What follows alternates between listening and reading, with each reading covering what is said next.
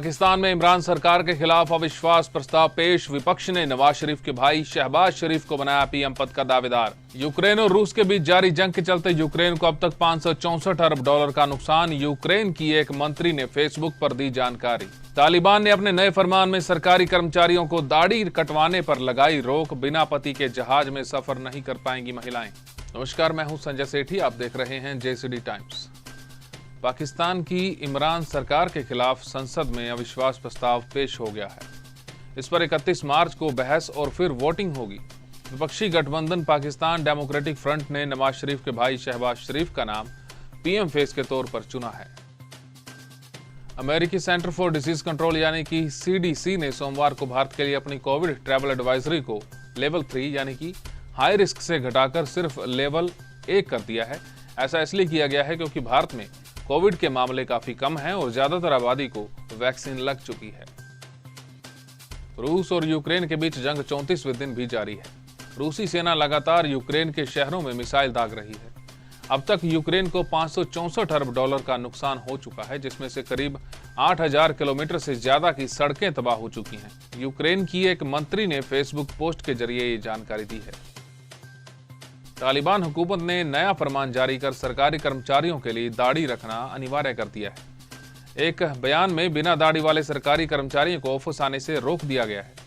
उनके साथ ही उनके ड्रेस कोड को भी अनिवार्य कर दिया गया है। फरमान में यह भी कहा गया है कि अगर महिलाओं के साथ कोई पुरुष रिश्तेदार ना हो तो उन्हें फ्लाइट में चढ़ने से रोक दिया जाए।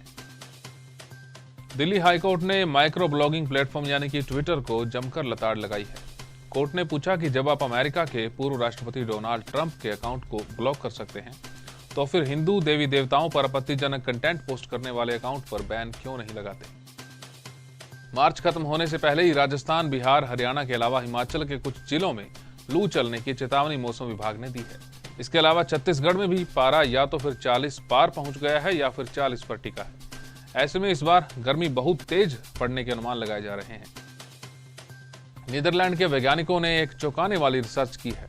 उन्होंने इंसान के खून में प्लास्टिक के टुकड़े ढूंढ निकाले हैं। ऐसा दुनिया में पहली बार हुआ है। ये टुकड़े दिखने में बहुत ही छोटे यानी कि माइक्रो प्लास्टिक हैं।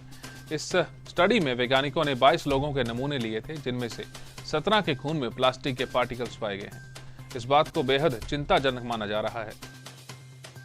जेसीडी मेमोरियल कॉलेज की NSS यूनिट की तरफ से 22 मार्च को प्राचार्य शिखा गोयल के नेतृत्व में शुरू हुआ विशेष NSS कैंप का आज समापन हो गया है। इस कैंप के दौरान NSS इंचार्ज पप्पल राम की अगुवाई में वॉलंटियर्स की टीम ने गांव भरोखा के राजकीय मॉडल संस्कृत स्कूल के अलावा सिरसा की कई संस्थाओं का दौरा किया और वहां श्रमदान किया।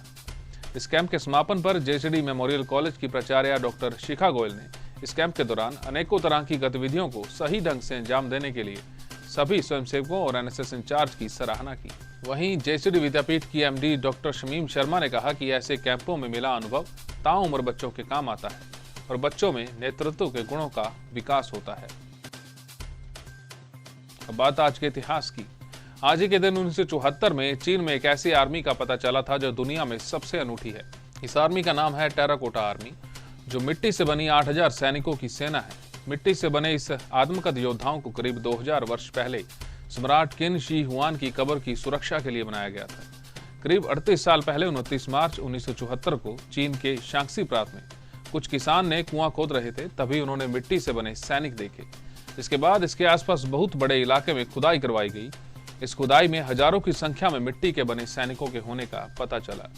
पिछले कई वर्षों के दौरान की गई पुरातात्विक खुदाई से टेराकोटा आर्मी के 2000 सैनिक मिल चुके हैं।